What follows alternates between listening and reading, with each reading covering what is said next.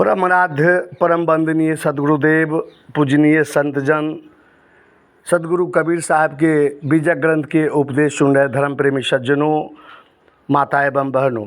सदगुरु कबीर साहब का मूल ग्रंथ बीजक है और बीजक ग्रंथ के शब्द 16 का संक्षिप्त विवेचन आप लोगों के समक्ष प्रस्तुत कर रहा हूँ। तो आइए श्रवण करते हैं। सदगुरु कबीर साहब कह रहे कि रामुड़ा झीझी जंतर बाजय कर चरणन बिहु नाचय कर बिनु बाजय सुनय श्रवण बिनु श्रवण श्रोता सोई पाटन शुभम सबाबिन अवसर बूझो मुनिजन लोई इंद्रु बिनु भोग स्वाद बिनु जिभ्या बिनु अक्षय पिंड बिहुना जागत चोर मंदिर तह मूसय खसम अक्षत घर सोना बीज बिनु अंकुर पेड़ बिनु तरिवर बिनु फूले फल फरिया बाँच की कोख पूत अवतरिया बिनु पग तरिवर चढ़िया मसी बिनु दवात कलम बिनु कागद बिनु अक्षर सुधि होई सुधि बिनु सहज ज्ञान बिनु ज्ञाता कहे कबीर जन सोई। सदगुरु कबीर साहब कहे कि रामुड़ा झीझी जंतर बाजय कर चरण बिहुना नाचय कि हे रमैया राम। जोगी लोगों को बड़ा भ्रम हो रहा है। वे लोग कहते हैं कि खोपड़ी में जो झींझी करके आवाज़ होती है वह अनाहत नाद है, वही ब्रह्मध्वनि है। वह हाथ और पैर के बिना नाच होता है, वह हाथ के बिना बाजा बजता है तथा श्रवण के बिना सुना जाता है। वहाँ श्रवण और श्रोता स्वयं साधक ही हैं।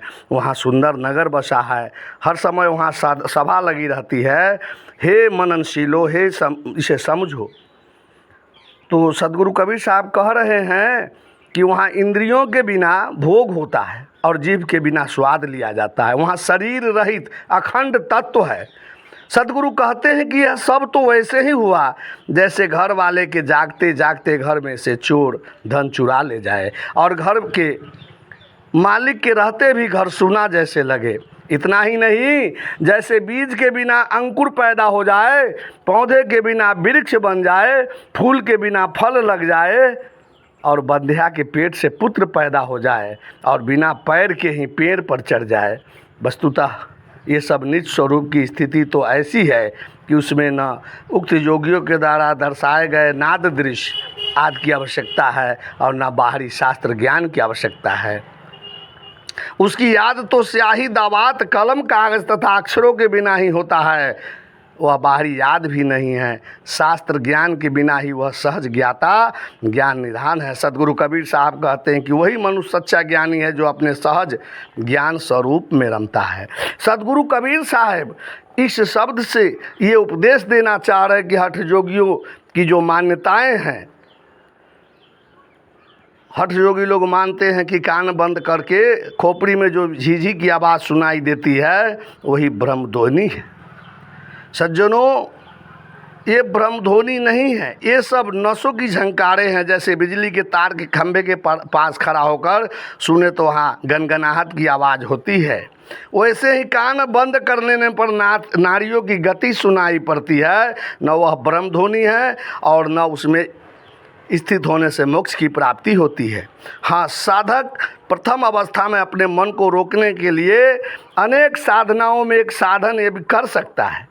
इसे ध्वनि में मन लगाएगा तो संसार प्रपंच भूल जाएगा, परंतु साधक को यह समझ लेना चाहिए कि वह ध्वनि उसका अपना आत्मस्वरूप, अपना चेतन स्वरूप नहीं है, वो तो जड़ शब्द है। इस ग्रंथ की व्याख्या में इस बात पर चर्चा की गई है, निवेदन किया गया है कि अनाहत का अर्थ होता है बिना चोट के उत्पन्न ध्वनि, परंतु बिना दो पदार्थों की टक्कर के ध्वनि पैदा नहीं हो सकती। नसों में जो रक्त का वहन होता है एवं शरीर की गतिविधियों में जो नस नाड़ी कंपित होती है वह उसकी आवाज़ है। हठ योगी की कल्पना है कि शरीर के भीतर झीझी स्वर में अनाहत नाद बजता है और वहाँ बिना हाथ पैर के नाच होता है। संसार में देखा जाता है कि बिना पैर चलाए तथा बिना हाथ मटकाए किसी का नाचना असंभव है, परंतु शरीर के भीतर के नाच के लिए हाथ पैर की आवश्यकता नहीं होती। हठ योगी की साधना में तत्व प्रकृति मानो अपने आप नाचती है। वहाँ हाथ के बिना अनाहत नाद का बाजा बजता है, उसे कान के बिना बल्कि कान को बंद करके ही सुना जाता है। श्रोता ही मानो श्रवण है, अर्थात सुनने वाला ही कान बन जाता है। तो हठ योग की साधना करने पर ज्योति दृश्य में एकाग्रता होती है, तब कभी लगता है कि मानो मैं किसी नगर, किसी देव मंदिर, प्रकाश पुंज पथ में पहुंच गया हूं। कभी कभी लगता है कि मैं एक विशाल सभा में पहुंचा हूं और वह सभा निरंतर बनी रहती है। वहाँ इंद्रियों के बिना भोग भोगने का भास होता है और जीव के बिना स्वाद चखने का आभास होता है। सज्जनों, हठ योगी भीतर एक ज्योति की कल्पना करते हैं, उसे ब्रह्म तथा अखंड स्वरूप मानते हैं। कहना न होगा कि यह सब उनके मन इंद्रियों का भास अध्यास है। जगत चोर मंदिर तह मुँह से खसम, अछत घर सोना मकान।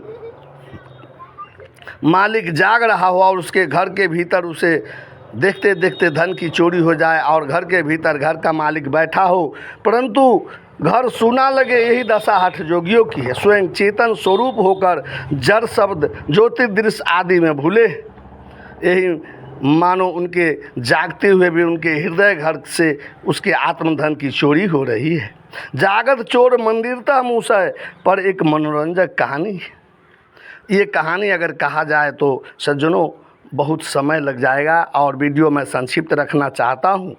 यहाँ खसम अक्षत घर सुना, यानी खसम मालिक को कहते हैं। इस घर का मालिक ज्ञान विज्ञान का स्वामी मनुष्य की अंतरात्मा है, चेतन जीव है, परंतु उसका ज्ञान तथा स्थिति न कर मन इंद्रियों के दृश्य के उलझन मानो मालिक के घर में रहते हुए भी घर सुना है। हठ योगी जड़ भास में फंसकर अपने आपा को भूल गए हैं। अपना आपा अपनी चेतना है और उसे भूलकर जो कुछ श्रव्य दृश्य आदि जड़ भास है उसे ही लक्ष्य मान रहे हैं।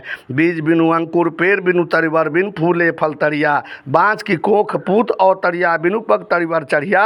अर्थात हठ योगियों के उनके योग अभ्यास में जो कुछ प्राप्त होता है उनका परम तत्व एवं निज स्वरूप होना वैसे ही असंभव है। जैसे बीज के बिना अंकुर होना, पौधे के बिना वृक्ष होना, फूल के बिना फल होना, बाँझ को पुत्र होना तथा बिना पैर के पेड़ पर चढ़ना, ये सब जैसे असंभव है वैसे शब्द ज्योति भास आदि का मेरा निज स्वरूप, मेरा परम निधान एवं मेरी चिर स्थिति होना असंभव है। तो सदगुरु कबीर साहब अंत में कहते हैं कि मसी बिनु द्वात कलम बिनु कागज बिनु अक्षर सुध सोई, सुधी बिनु सहज ज्ञान बिनु ज्ञाता कहे कबीर जन सोई। इन दोनों पंक्तियों में सदगुरु बताते हैं कि जो अपना प्राप्तव्य है, परम तत्व एवं निस्वरूप की स्थिति है, उसके लिए न हठ योग की आवश्यकता है न शास्त्र ज्ञान की आवश्यकता है। उसके लिए तो स्थित प्रज्ञ सदगुरु की सेवा का निस्वरूप का भेद जानना चाहिए, उसमें स्थिति होना चाहिए।